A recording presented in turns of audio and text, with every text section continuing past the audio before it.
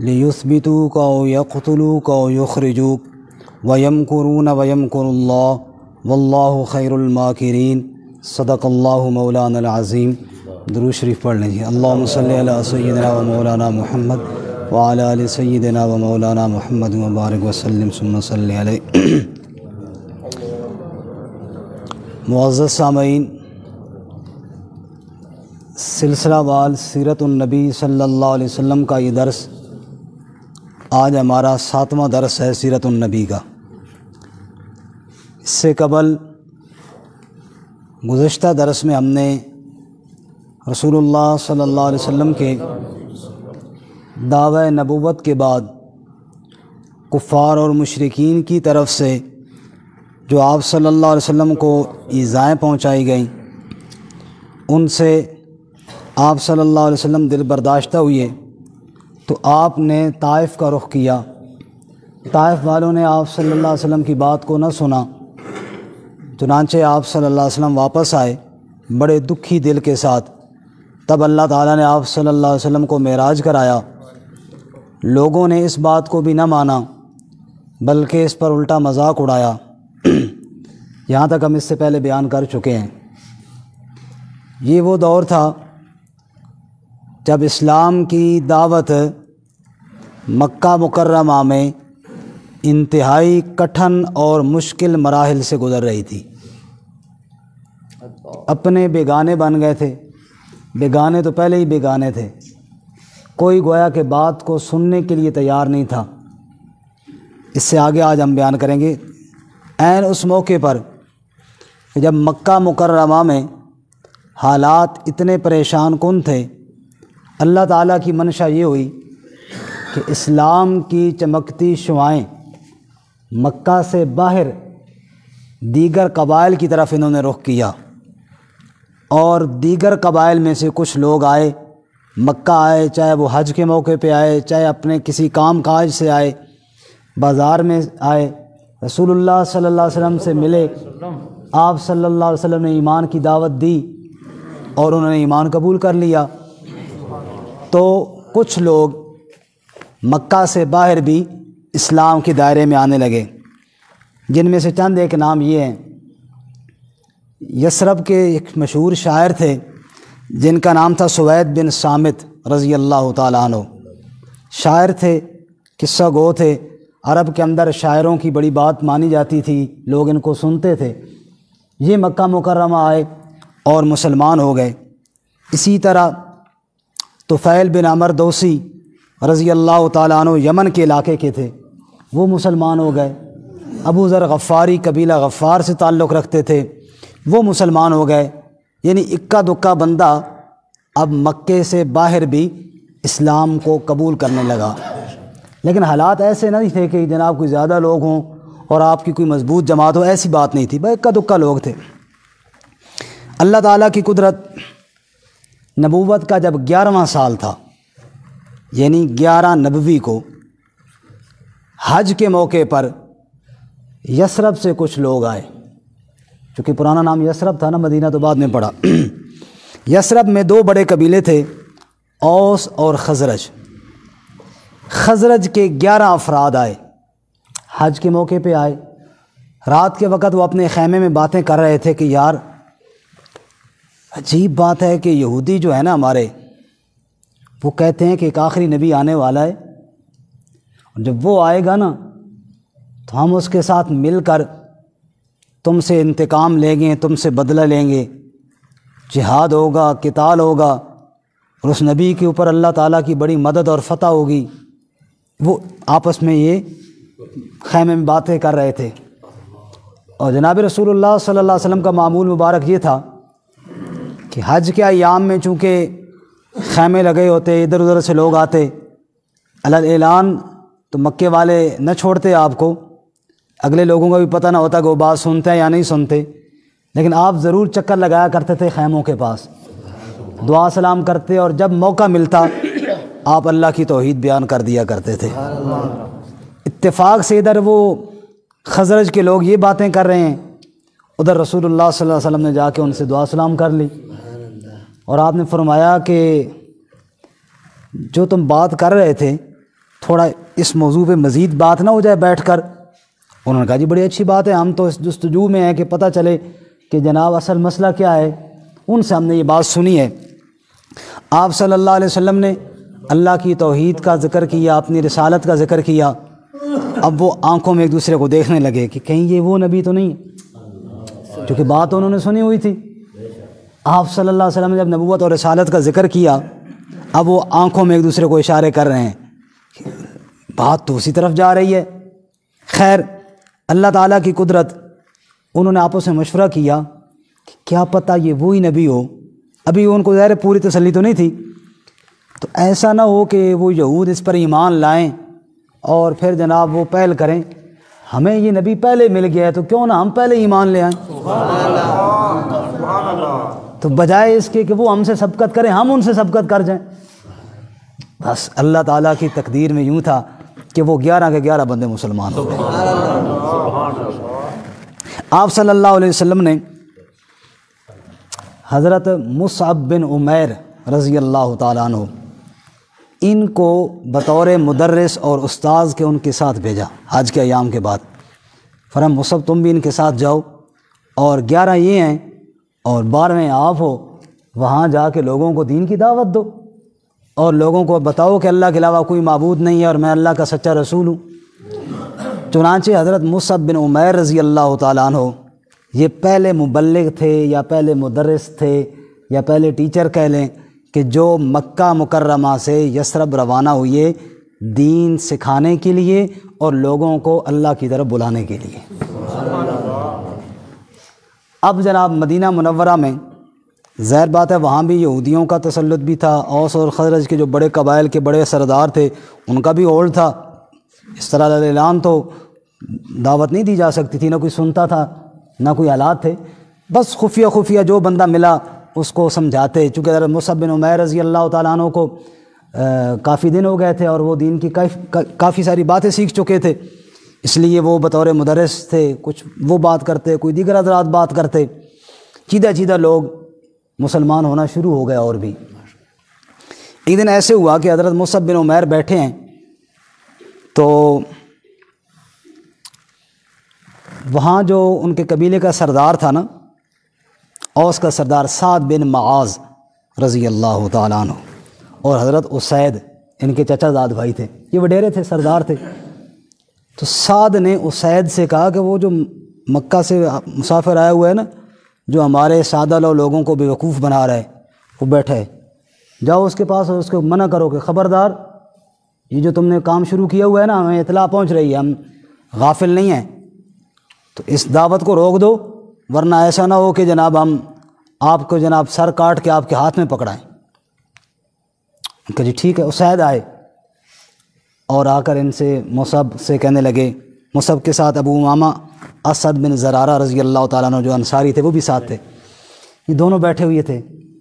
تو اس نے کہا بھائی دیکھو اس قبیلے کا سردار ہے سعد، وہ کھڑے ہیں اور انہوں نے کہا ہے کہ آپ یہ جو کام شروع کیا ہوا ہے نا اس کو ختم کرو۔ تو حضرت مصعب نے فرمایا دیکھو بھائی بات یہ ہے، ہم جو بات کرتے ہیں تم سن لو، اگر وہ بات ٹھیک ہوئی تو تم قبول کر لینا، نہ ٹھیک ہوئی تو ہم آپ کے سرداروں میں سے کسی کو دعوت نہیں دیں گے۔ اگر آپ کو نہ پسند ہے ٹھیک ہے، باقی ہم اگر کوئی ہماری بات سنتا ہے تو وہ پھر تو آپ ہمیں نہ روکے نا، لیکن جس سے آپ منع کریں گے ہم نہیں دیں گے دعوت، بات تو سن لیں۔ چنانچہ انہوں نے اپنا نیزہ جو تھا نا وہ ایسے زمین میں گاڑا اور بیٹھ کر سناؤ کیا بات ہے۔ حضرت مصعب نے اللہ کی توحید کو بیان کیا کہ نطفے سے انسان رب نے بنایا ہے اور اس جبین کو جا کے غیروں کے سامنے جھکائیں، یہی دعوت ہے بس، کہ اپنے خالق کو پہچانو، اپنے مالک کو پہچانو، وجود کے ذرے ذرے پر جس کا اختیار ہے نا اس کو پہچانو اور اس کی عبادت کرو۔ اس کے علاوہ ہم نے نہ کوئی سیاسی پارٹی بنائی، نہ آپ کی حکومت پہ قبضہ کرنا چاہتے ہیں، نہ آپ کو عہدوں سے ہٹانا چاہتے ہیں، ہمیں اس سے کوئی سروکار نہیں۔ اور ساتھ ہی کہا کہ دیکھو بھائی اسید، بندے تم سمجھدار ہو، یہ جو بات میں نے کی ہے کہ خالق اور مالک کو پہچانو، یہ غلط بات ہے۔ سید کہیں گے نہیں بات تو ٹھیک ہے، کہا تو پھر اسی کا نام ایمان ہے نا، لے آؤ نا ایمان تم بھی۔ سید کہنے لگا لا الہ الا اللہ محمد رسول اللہ۔ مسلمان ہو گئے رضی اللہ تعالیٰ۔ اب واپس پلٹے تو ساتھ نے تو بھیجا تھا کہ جا کے منع کر کے آؤ، ان کو میں کہوں کہ میں بھی مان کے آؤں، کہیں وہ مجھے ہی نہ کہیں کہ تو کیوں مان کے آیا ہے۔ انہوں نے کہا ہاں بھائی بات ہو گئی قاضی، ہو گئی۔ اس کے بعد انہوں نے بڑا اچھا جواب دیا، آپ ٹینشن نہ لیں، وہ انشاءاللہ زیادہ دعوت نہیں دیں گے، وہ میں نے سمجھا دیا ان کو۔ اچھا جی، ان کا ہاں بالکل فکر ہو۔ دوسری بات یہ ہے کہ ساتھ میٹھی سی دعوت بھی دی تھی کہ سن نہ لیں ان کی بات، کہتے کیا ہیں کہ چھوڑو یار ہم سردار لوگ۔ کہا جی نہیں وہ تو ٹھیک ہے، لیکن چلو وہ اتنا دور سے آئے جو ہیں تو بات سن لے، کیا پتہ بعض دفعہ بندہ عام سا بندہ بھی اچھی بات کر لیتا ہے، تو آؤ ذرا ان کی بات سن لیں۔ سعد نے کہا چلو یار میں بھی سن لیتا ہوں۔ سعد نے کہا ان کے پاس گئے، سعد نے کہا یہ سردار ہیں اور آپ کی جو دعوت ہے نا وہ ٹھیک نہیں ہے، یہ منع کر رہے ہیں آپ کو۔ اچھا جی، اور ذرا ان کو بتاؤ وہ دعوت ہے کیا؟ بس حضرت مصعب نے پھر اسی طرح کھول کے اللہ کی توحید کو بیان کر دیا۔ تو بندے کے دل میں ضد نہ ہو تو پھر تو بندہ یہ بات مانتا ہے۔ سعد نے کہا اچھا یار ہم تو ان کو بے وقوف سمجھ رہے تھے، باتیں تو ان کی بڑی ٹھیک ہیں۔ سعد نے کہا بھائی میں تو مان چکا ہوں ان کی باتیں میں تو مان چکا ہوں، اور خدا کی قسم اس سے زیادہ سچی باتیں میں نے کسی سے نہیں سنی۔ سعد نے کہا اگر تو میرا بھائی مان چکا ہے نا تو بات بھی ان کی ماننے والی ہے تو میں بھی مانتا ہوں۔ چلو اب یہ وڈیرے سردار تھے جناب، یہ ایمان لے آئے، سبحان اللہ۔ ادھر جناب سعد کے پاس جرگہ آیا کہ جی لوگ مکہ سے جو آئے ہیں ان کے ساتھ یہ چند لوگ ملے ہوئی ہیں، ان کو روکو، یہ تو کام بہت پھیلا رہے ہیں۔ ادھر سعد تو خود مان چکے تھے، اسید بھی مان چکے تھے۔ سعد نے کہا بھائی بات سنو، میں تمہارا وڈیرا ہوں نا، میری بات پہ یقین ہے کہ نہیں ہے؟ انہوں نے کہا جی بالکل آپ تو ہمارے بڑے ہیں، اسی لیے تو آپ کو کہہ رہے ہیں کہ ان کو روکو اور یہ سمجھاؤ۔ یہ کئی لوگ جناب یہ نئے مذہب میں جا رہے ہیں اور پتہ نہیں انہوں نے کیا دعوت شروع کی ہوئی ہے۔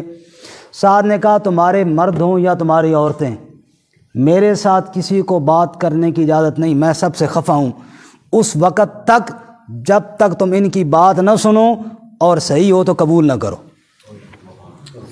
انہوں نے کہا لے بھائی ہم تو کہہ رہے تھے کہ ان کو روکے، لگتا ہے ہمارے سردار بھی ادھر ہی ہیں۔ انہوں نے کہا جی ٹھیک ہے جیسے آپ کہتے ہیں، اگر ان کی بات سننی ہے تو ہم سننے کے لیے تیار ہیں، ہم تو آپ کی وجہ سے۔ چنانچہ حضرت مصعب کو حکم دیا، حضرت سعد نے اور حضرت اسید نے، اور انہوں نے پورے قبیلے کے سامنے اللہ کی وحدانیت کو کھول کر بیان کیا، اللہ ماشاءاللہ ایک آدھ بندے کو چھوڑ کر تقریباً اکثر لوگ مسلمان ہو گئے۔ یوں مدینہ منورہ میں، جس کا نام یثرب تھا، اسلام بہت تیزی کے ساتھ پھیلنے لگا۔ اب اگلا سال آ گیا جی، پچھلے سال حج پہ گئے تھے نا یہ 11 لوگ جنہوں نے ایمان قبول کیا تھا، اور پھر جناب اگلا سال آ گیا، اب تو جناب کافی سارے لوگ مسلمان ہو گئے۔ چنانچہ اس سال انہوں نے 73 آدمی حج کے لیے روانہ کیے۔ اس میں مسلمان بھی تھے، اس میں مشرکین بھی تھے، سارے مسلمان نہیں تھے، چونکہ مشرک بھی حج تو کیا کرتے تھے نا، اور یہ بھی لوگ پہلے مشرک تھے تب حج کے لیے گئے تھے۔ تقریباً 73 آدمی جناب یہ دوبارہ حج کے لیے گئے، رسول اللہ صلی اللہ علیہ وسلم سے ملے، آپ کو کارگزاری سنائی، بتایا کہ الحمدللہ جی وہاں تو کافی لوگ مسلمان ہو گئے ہیں اور بہت تیزی کے ساتھ اسلام کی طرف آ رہے ہیں۔ اب اہل مکہ، یہ بات پہلے آپ کے ذہن میں ہے نا، بہت ہی غصے میں تھے کہ اسلام کیوں پھیل رہا ہے، اور بڑی کڑی نظر رکھتے تھے حج کے دنوں میں خاص کر، کہ باہر سے لوگ آئے ہوئے ہوں گے، ایسا نہ ہو کہ جناب کسی بندے کو یہ دعوت دیں۔ چنانچہ آپ صلی اللہ علیہ وسلم کی کڑی نگرانی ہوتی کہ آپ کسی کو دعوت تو نہیں دے رہے، اور اگر کہیں آپ صلی اللہ علیہ وسلم کسی کو دعوت دیتے پائے جاتے تو وہ بدبخت آپ صلی اللہ علیہ وسلم کے ساتھ بھی بدتمیزی کرتے، اور وہ جو جن کو دعوت دی ہوتی ان کے ساتھ بھی خوب بدتمیزی کرتے، اس لیے بڑی محتاط انداز میں دعوت چل رہی تھی۔ آپ صلی اللہ علیہ وسلم نے فرمایا ایسے کرو، رات کا وقت جب آئے تو سب سو جاؤ تاکہ مشرکین مطمئن ہو جائیں کہ یہ سو گئے ہیں، اور رات کا جب پچھلا پہر آئے گا نا تم سب اٹھ جانا اور ایک دوسرے کو جگا کر فلاں خیمے میں تم جمع ہو جانا، تو میں بھی وہاں آ جاؤں گا، وہاں بیٹھ کے تفصیلی بات کریں گے۔ چنانچہ جو منصوبہ تھا، جو پروگرام تھا، اسی کے تحت رات کے ابتدائی حصے میں سب سو گئے۔ مشرکین نے چکر شکر مار لیا، دیکھ لیا بھائی یہ حالات ٹھیک ہیں جی، کوئی دعوت والا کام نہیں ہو رہا جی، اور رات کے پچھلے پہر یہ حضرات اٹھے، انہوں نے باقی ساتھیوں کو اٹھایا، کوئی نئے تھے ان کو بھی اٹھایا، جو ایمان والے تھے ان کو بھی اٹھایا۔ خیمے میں جہاں آپ صلی اللہ علیہ وسلم کے ساتھ بات اور جگہ متعین تھی اس خیمے میں جمع ہوئے، اتنے میں رحمت کائنات صلی اللہ علیہ وسلم بھی تشریف لے آئے۔ آپ کے چچا عباس بھی ساتھ تھے، اور یہ بڑے مزے کی بات ہے کہ ابھی حضرت عباس اس وقت ایمان نہیں لائے تھے، لیکن آپ کے ساتھ ہمدردی ان کو بھی تھی، اور انہوں نے کہا کہ دیکھو بھتیجے، تمہارا جو دین ہے میں تمہیں اس سے نہیں روکتا، نہ تمہیں دعوت سے روکتا ہوں، لیکن نئے لوگ ہیں، آپ ان کے ساتھ بات کریں گے، میں کم از کم دیکھنا چاہتا ہوں کہ آپ کی کیا بات ہوئی ہے، مجھے پتہ ہو۔ آپ نے فرمایا آ جاؤ۔ یہ یعنی آپ کے چچا عباس رضی اللہ تعالیٰ عنہ اس وقت مسلمان نہیں تھے، یہ بھی ساتھ تھے، لیکن بطور اسلام کے نمائندے کے نہیں، بطور رشتہ دار کے یہ بھی ساتھ تھے۔ خیر، وہاں جناب گئے، حضرت برا ہیں یا حضرت اسد بن زرارہ رضی اللہ تعالیٰ عنہ، جن کے پاس حضرت مصعب گئے تھے نا، وہ لوگ ہیں۔ آپ صلی اللہ علیہ وسلم سے انہوں نے بات چیت کی کہ یا رسول اللہ، ہم ایمان لائے اور ہم نے آپ کو سچا پایا، اور پھر ہم نے اپنی قوم والے لوگوں کو دعوت، اب یہ جو لوگ ہیں یہ سب آپ کی بیعت کرنا چاہتے ہیں، اور یہ سب آپ پر ایمان لانے والے ہیں۔ اے اللہ کے نبی صلی اللہ علیہ وسلم، ایک تو ہم آپ پر ایمان لاتے ہیں، بیعت کرتے ہیں، دوسری ہم نے یہ جو آپ کی حالت یہاں پہ دیکھی ہوئی ہے نا کہ آپ چھپ کے دعوت دیتے ہیں، کوئی آپ کی بات سننے کے لیے تیار نہیں ہے، اور حالت یہ ہے کہ اگر کوئی آپ کو دعوت دیتا ہوا دیکھ لیتا ہے تو آپ پر برس پڑتا ہے۔ اے اللہ کے نبی، جب آپ اللہ کے سچے نبی ہیں تو پھر اس حالت میں آپ کیوں رہیں؟ اس لیے ہم سب آپ سے دست بستہ گزارش کرتے ہیں کہ آپ مکہ کو چھوڑیں اور آپ ہمارے ہاں تشریف لے آئیں، اور پھر ہم مل کر یہ دین کی دعوت دیتے ہیں، ہم آپ کا ساتھ دیں گے، ہم آپ کے دست و بازو بنیں گے۔ حضرت عباس بھی یہ بات ساری سن رہے ہیں۔ یہ ذرا آخر میں اگر دیں تو زیادہ اچھا ہوتا ہے، سارا موشن ٹوٹ جاتا ہے بیچ میں۔ نہیں، جزاک اللہ۔ تو اب کیا ہوا جی، حضرت عباس رضی اللہ تعالیٰ عنہ بھی دیکھ رہے ہیں، اور جناب انہوں نے اب یہ بات کہی کہ آپ ہمارے ہاں تشریف لے آئیں۔ آپ صلی اللہ علیہ وسلم میں دیکھو میری بات سنو، میں اللہ کا رسول ہوں، اور میں جو بات کرتا ہوں اپنی طرف سے نہیں کرتا، میں اللہ کی طرف سے کرتا ہوں۔ اگر تم میری کسی بات کا انکار کرو گے تو یہ نہیں کہ میری بات کا انکار کر رہے ہو، پھر تم گویا کہ رب کی بات کا انکار کر رہے ہوگے۔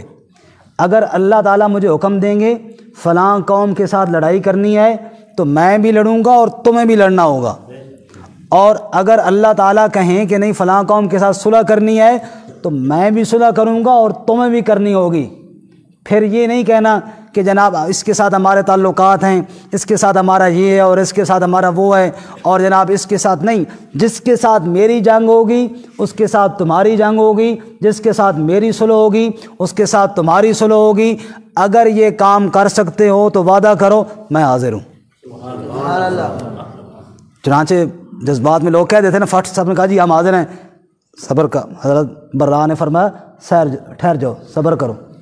اس نے حضرت اسد نے بھی فرمایا بھائی رک جاؤ، یہ سن رہے ہو آپ کیا کہہ رہے ہیں؟ اللہ کے نبی فرما رہے ہیں کہ موت پر بیعت کرو، موت پر، نہ پیچھے جان بچا کے رکھنی ہے، نہ پیچھے مال بچا کے رکھنا ہے، نہ رشتہ داری بچا کے رکھنی ہے، نہ تعلق داری بچا کے رکھنی ہے۔ تعلق ہوگا تو نبوت کا ہوگا، رشتہ ہوگا تو نبی کے ساتھ ہوگا، باقی سارے رشتوں پر تلوار پھیرنی پڑے گی۔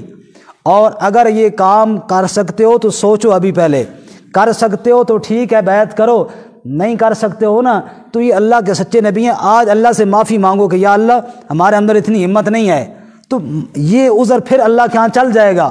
اور اگر اللہ کے نبی کو تم یہاں سے وہاں لے جاؤ اور پھر آپ کا ساتھ نہ دو تو پھر اللہ کے ہاں بھی تمہارا کوئی عذر نہیں چلے گا، اور پھر تمہیں رب کی طرف سے وہ مار پڑے گی کہ تم یاد رکھو گے۔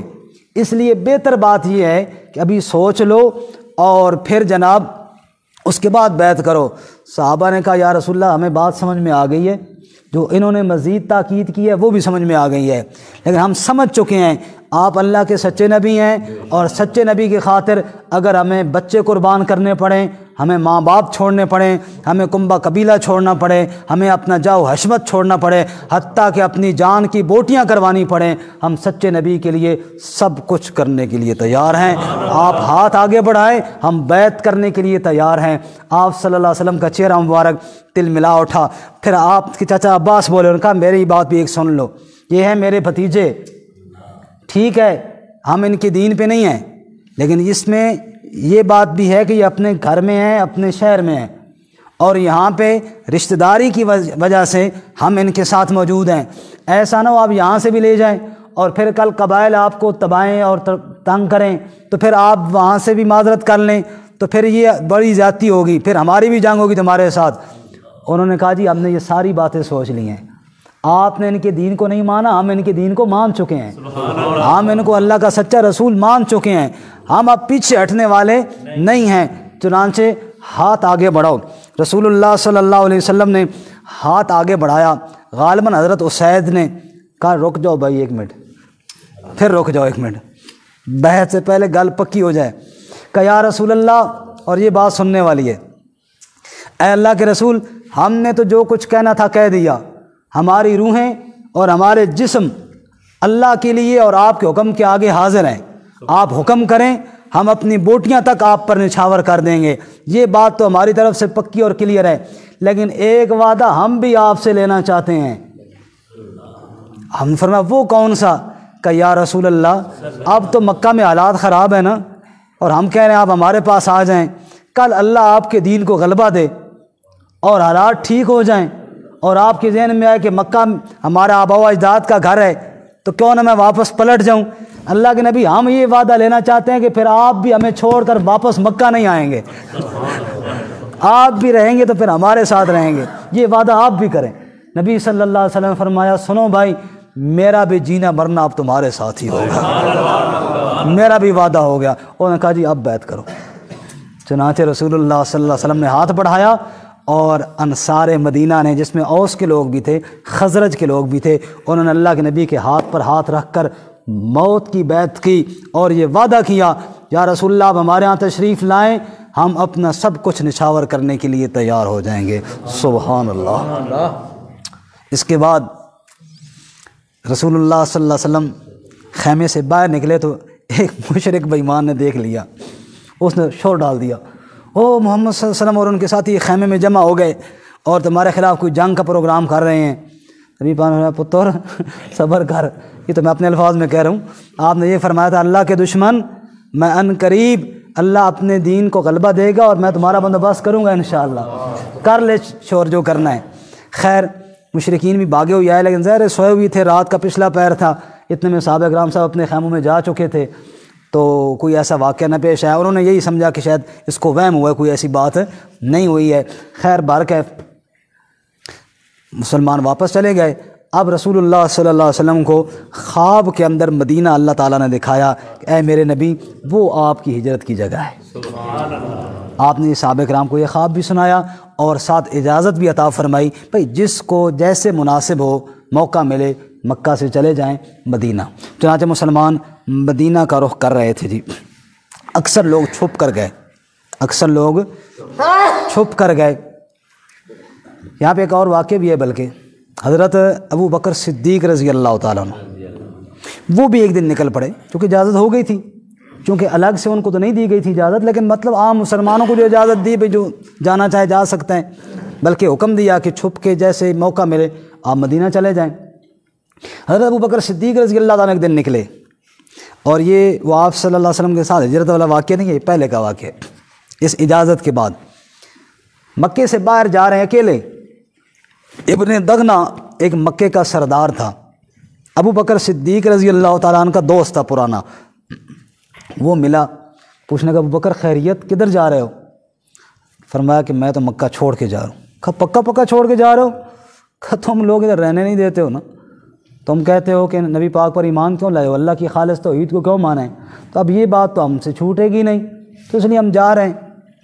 اب اس نے کہا ابو بکر یار تیرا میرا ایک تعلق ہے، ویسے تعلق جو بھی ہو وہ آخر وہ جوش میں تو آتا ہے، اور تو بندہ بھی بڑا چنگا ہے، تیرے اندر وہ صفتیں ہیں کہ جو اچھے انسان کے اندر ہوتی ہیں، رشتہ داروں کے ساتھ اس نے سلوک کرنا، غریبوں کی مدد کرنا، سچی بات کرنا، تو واپس آ جا۔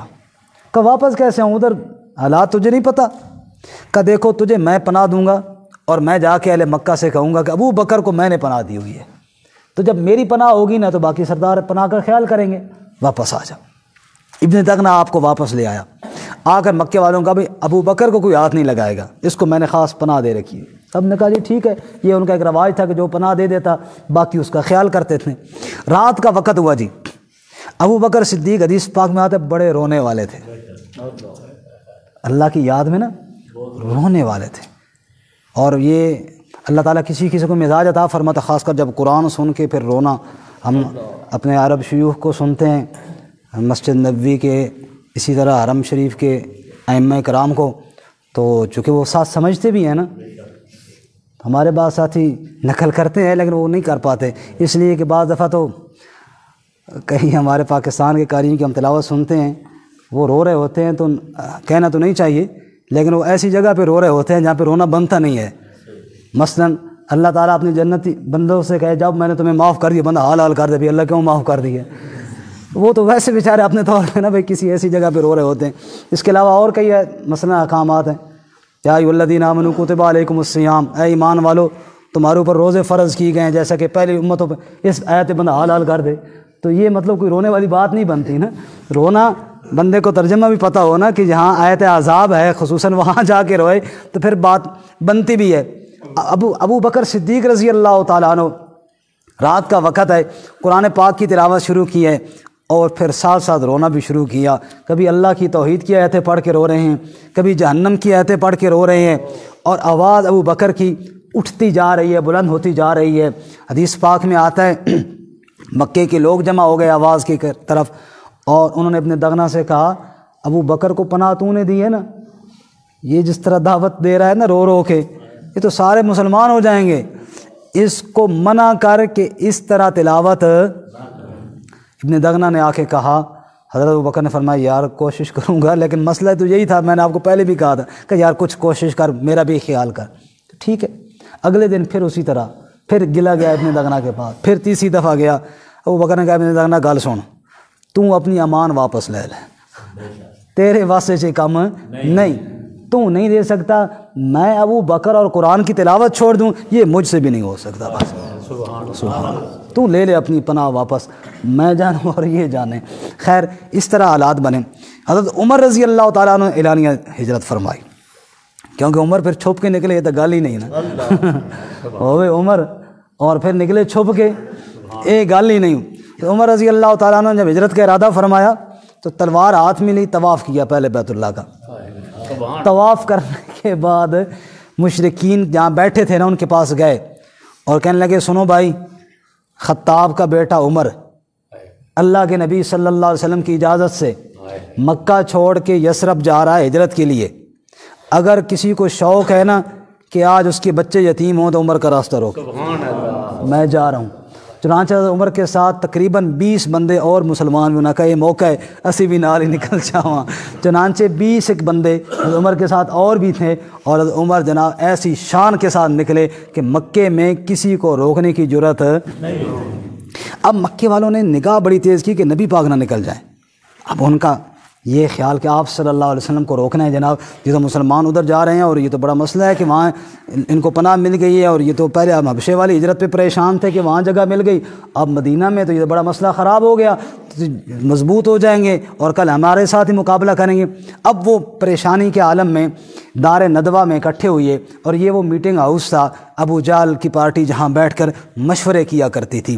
چنانچہ جتنے سرکردہ جتنے وڈیرے تھے وہ سارے آئے، مشورہ ہوا جی کیا کرنا چاہیے۔ شیطان بھی آیا شیخ نجدی کی صورت میں، بڑا جناب جبہ پہنا ہوا، شاعر کہتے ہیں نا لباس راہبیت، یہ لمبا جبہ لمبا کرتا، لباس راہبیت لوگوں کے دل لبھاتا ہے، کبھی کبھی شیطان بھی اسی کرتے میں آتا ہے، یعنی صرف لمبا کرتا ہی دیکھ کے بندہ نہ لٹو ہو جائے، یہ بھی دیکھے کہ کرتے کے اندر کیا چیز ہے۔ تو یہ بھی آیا، مشورہ ہوا جی کیا کیا جائے آپ کے بارے میں۔ قرآن نے اس مشورے کو بیان کیا۔ بس ہمارے 10 منٹ رہ گئے ہیں، تھک تو نہیں گئے آپ حضرات؟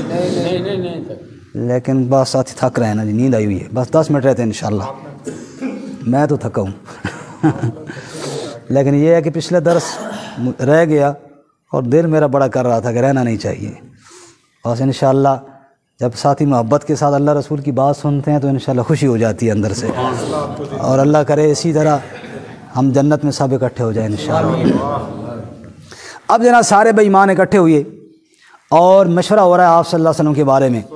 اس مشورے کو اللہ نے قرآن میں ذکر بھی کیا، سورہ انفال میں، ذرا آیت بھی سن لیجیے، ایمان بھی تازہ ہو جائے گا۔ فرمایا وَإِذْ يَمْكُرُ بِكَ الَّذِينَ كَفَرُوا، اے میرے محبوب صلی اللہ علیہ وسلم وہ وقت بھی یاد کیجئے جب کافروں نے آپ کے بارے میں ایک چال چلی، لِيُثْبِتُوكَ أَوْ يَقْتُلُوكَ أَوْ يُخْرِجُوكَ، یا آپ کو قید کر دیا جائے، یا آپ کو جلا وطن کر دیا جائے، یا آپ کو شہید کر دیا جائے۔ وَيَمْكُرُونَ وَيَمْكُرُ اللَّهُ، میرے محبوب دھرتی پر وہ چال چل رہے تھے، آپ کو شہید کرنے کے مشورے کر رہے تھے، اور عرش پر اللہ آپ کی حفاظت کے انتظام فرما رہا تھا۔ واللہ خیر الماکرین، ان کی چالیں فیل ہو گئیں، اللہ کی تدبیر کامیاب ہو گئی۔ سبحان اللہ۔ مشورہ انہوں نے کیا۔ ابو جہل نے، جو کہ بڑا سرغنہ تھا، بڑا بے ایمان تھا، اس نے آخری فیصلہ کیا، انہوں نے کہا مشورے توڑے ٹھیک نہیں، قید کرو گے، پتہ ہے اس کے ساتھ ہی مرتے مٹتے ہیں، اس پر وہ آئیں گے اور چھڑا کر لے جائیں گے، باہر نکالو گے تو پہلے خطرہ یہ ہے کہ باہر نہ چلا جائے، باہر چلا گیا تو پھر ہمارے خلاف یہ فوج لے کر آ جائے گا۔ آخری والی بات جو قتل والی ہے نا، اسی پر پکے ہو، اور قتل کا طریقہ میں تمہیں بتاتا ہوں۔ ہر خاندان، ہر قبیلے سے ایک ایک نوجوان کو اٹھاتے ہیں، سارے مل کر حملہ کریں گے، اب پتہ ہی نہیں چلے گا جناب قاتل کون ہے، پتہ ہی نہیں چلے گا قاتل کون ہے، اور جناب اس طرح ہم جناب قتل بھی کر لیں گے اور بچا بھی لیں گے۔ دیکھو جی، ناحق قتل کرنا، قرآن کہتا ہے فَكَأَنَّمَا قَتَلَ النَّاسَ جَمِيعًا، ایک فرد کو قتل کرنا ایسے ہے جیسے پوری انسانیت کو قتل کرنا ہے۔ ابھی یہ کل پرسوں جو واقعہ ہوا سیالکوٹ میں، اور بے دردی کے ساتھ ایک آدمی کو پکڑ کر جناب الزام لگا کے اس کو مار ڈالا گیا، یہ کون سا اسلام ہے؟ یہ کس اسلام نے ایسا طریقہ سکھایا کہ جناب ایک آدمی کو پکڑو اور کہو جناب یہ بے ادب ہے اور گستاخ ہے، اس کو پکڑ کے مار کے اور پھر اس کو جلا دیا، نعوذ باللہ من ذالک۔ مطلب کوئی حد ہے، اسلام کو نام اسلام کا اور پھر حالات جیے، یہ تو اسلام کو بدنام کرنے کی سازش ہے۔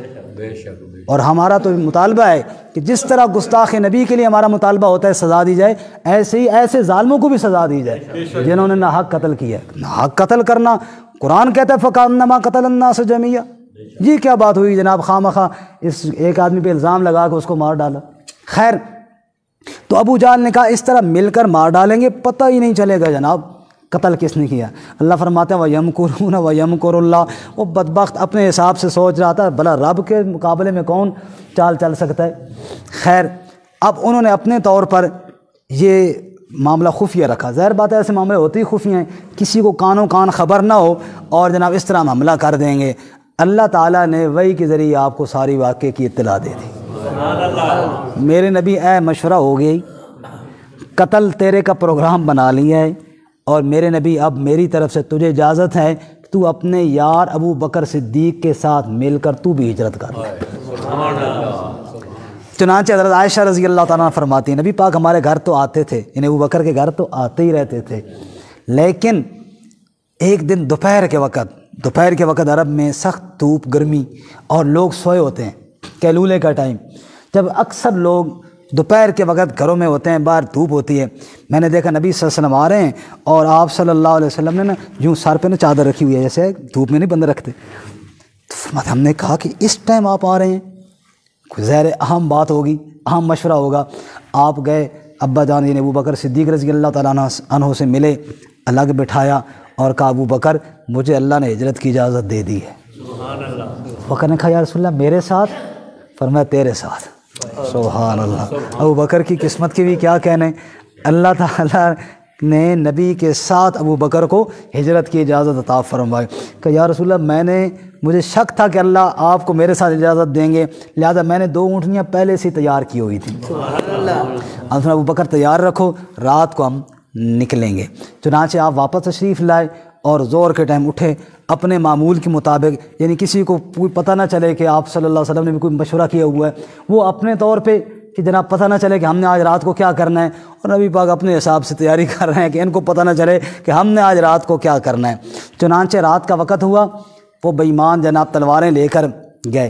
نبی صلی اللہ علیہ وسلم نے پہلے حضرت علی رضی اللہ تعالیٰ عنہ سے فرمایا تھا، علی جی یا رسول اللہ، آج میرے بستر پر آپ نے سونا ہے، آج میرے بستر پر آپ نے سونا ہے، آپ نے سونا ہے۔ کہ ٹھیک ہے یا رسول اللہ، اور علی ایسے کرنا کہ سو جانا، یہ تیرا کچھ نہیں بگاڑ سکیں گے، اور صبح یہ مشرکوں کی لوگوں کی امانتیں میرے پاس پڑی ہیں، جس جس کی امانت ہے اس کو واپس لوٹا دینا، اور پھر تم بھی جب موقع ملے نا تم ہی مدینہ آ جانا، یثرب آ جانا۔ اور ٹھیک ہے جی۔ اب جناب نبی پاک صلی اللہ علیہ وسلم نکلے، اللہ تعالیٰ نے فرمایا جا میرے پیغمبر نکل جا، ان کے بیچ سے نکل جا۔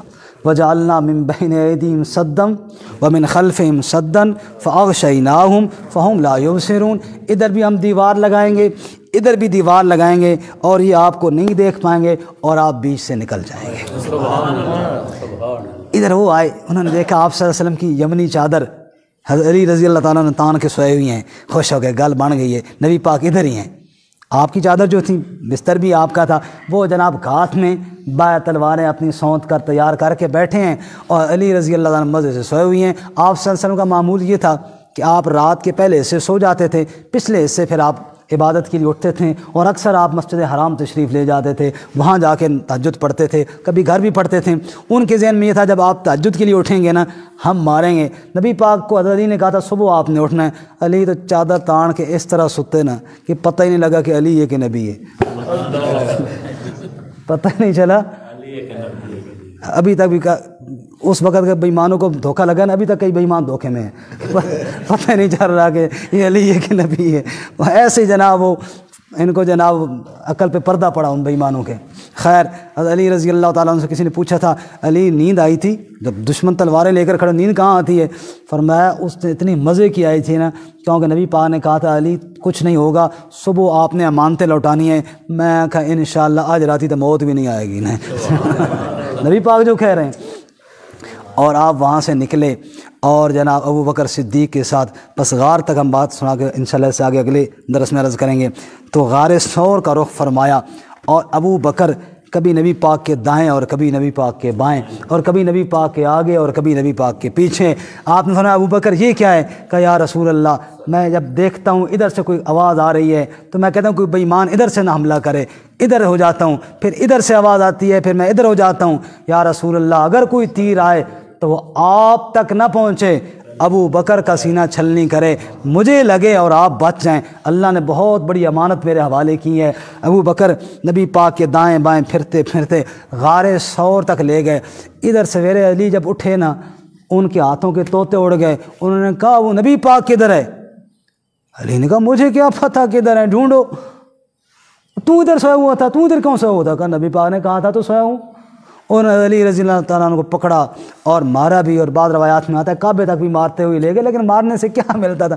علی نے کہا مجھے کیوں مارتے ہو، نبی پاک نہیں ہے۔ اب جناب اور آئی گئی کوئی نہیں، پھٹ دوڑے، وہ ابو بکر کے گھر گئے ہوں گے جناب، حاجی ابو جہل لگے آگے تو باقی سارا ٹبر پیچھے پیچھے۔ نبی پاک کے پوچھتے پوچھتے ابو بکر کے گھر آئے، آپ کی بیٹی اسماء سے پوچھا نبی پاک کدھر ہے؟ کہا مجھے کیا پتہ۔ کہا بابا کدھر ہے، ابو بکر کدھر ہے؟ کہا مجھے اس کا بھی پتہ کوئی نہیں ہے۔ چنانچہ ابو جہل بدبخت نے زوردار تماچا غصے میں آ کے حضرت اسماء کے کان پر مارا، اور ایسا لگا کہ کان پھٹ گیا اور بالی نیچے گر گئی۔ حضرت اسماء نے کہا مجھے نہیں پتہ وہ کہاں ہیں۔